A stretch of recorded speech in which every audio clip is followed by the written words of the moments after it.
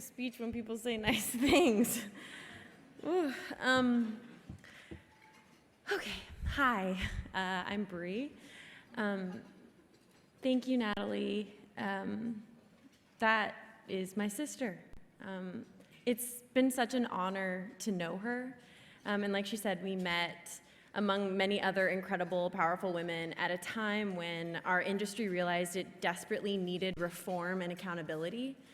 It was a painful and emotional time, but it was a time that I remember as pure sisterhood. I gained so many sisters in that darkness, and this ability to take what was chaotic and find a new order with the minds of our community is what I hope to express deep importance to today. I experienced it firsthand, and then it continued after accepting the role to play the real-life hero, Eva Ansley, in Just Mercy. Just Mercy is a film based off of the book of the same title by Bryan Stevenson, and it details the inception of his organization, EJI, the Equal Justice Initiative. On EJI's website, they describe their mission as committed to ending mass incarceration and excessive punishment in the United States, to challenging racial and economic injustice, and to protecting basic human rights for the most vulnerable people in American society. So it's just like chill what they're doing.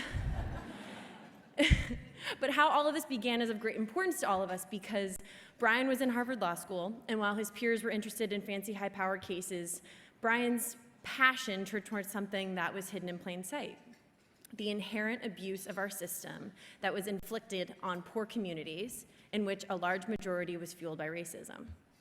At the same time, Eva, who was married and raising her son in Alabama, noticed from the community level what was happening. People were being put in jail, sometimes for life, or worse, death, without proper representation or due process. She started calling every lawyer she could find in the Yellow Pages, trying to start a grassroots movement from her living room, connecting lawyers with folks who needed help, but she was rejected on average 20 times a day. She was just about to lose hope when Bryan called her. Together, 30 years later, EJI has handled thousands of cases and has a staff of 70. And while they have experienced moments of success, and success for them is not something small, it is giving someone's life back to them, it doesn't mean that every case ends in justice. When I was prepping for the film, I asked Eva how she keeps going in the face of so much working against her, and she said, "If all I can do is bring a little hope to someone, that's enough. No one needs to feel alone." Well, fuck. I mean, I've been chewing on that sentiment for a year now, and here's what I've begun to practice with that. Every interaction is a chance to bring hope. When Eva says hope, oh, yeah, you can clap for that, that's nice. But when Eva says hope, I know that she doesn't mean saying blanket statements like, "It's gonna be okay," to someone who's hurting. We're way more intelligent than that. We know deep down that there's something more we're asking for. Hope for her looks like getting very close to those around her, listening, asking questions, and developing steps to alleviate that pain. This kind of hope is an antidote to loneliness. This kind of hope is an elixir to stagnation. When hope is in the room, curiosity and introspection of even the harshest realities can be interrogated.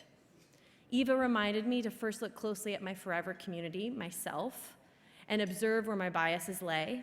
And from there, look at what's in a 1-foot radius to you. Your neighbors, your friends, your table mates here. How well do you know them? How deep are you getting, and can you get closer? To give attention to what is near you is to become an expert on your environment. And who doesn't want to be an expert on something? So I ask, where can you gain to listen, and where can you bring hope? Can you help us to live in a hope that exists as not just a thought, but a process of ceaseless effort? We all have busy lives, but I can guarantee you that you can do more. Even if it's bringing humanity to your interaction with the valet staff that you'll see when this event's over. Seriously. Eva and Bryan have given me the gift of true hope as a human right to decency, and I am so honored to be able to share that with you. But even better, I am grateful to share with you Eva herself. So please come up, Eva. You are the real powerful woman.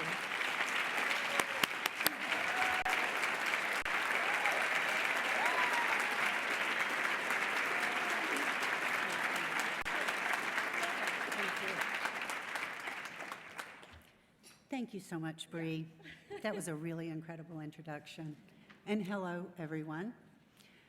I began working with people in prison and people on death row in Alabama in 1980. I was 20 years old, and my son at that time was 2 years old. As I talked with people in prison, I saw in them the people I knew who could have easily been there. When I met and talked to their families, especially the mothers, I thought of my own son and what I wanted for his future. When I met the women in prison, I knew that there but for the grace of God go I. And I learned very quickly that the criminal laws in this country are constructed, they are deliberately constructed to hurt poor people and people of color. And those laws have done just that. It has been my wonderful and unexpected good fortune to have worked with Brian Stevenson, who is in the true sense of the word a visionary, and with other amazing, fully committed, very bright people over the past decades. I want to say quickly that there are more women attorneys in our office than there are men attorneys. And that has long been true. We have fought for and sometimes received a measure of justice for our clients in ways that I would have never thought possible in 1980. I'm also proud to say that under Brian's leadership, EJI has stayed true to our mission in every way.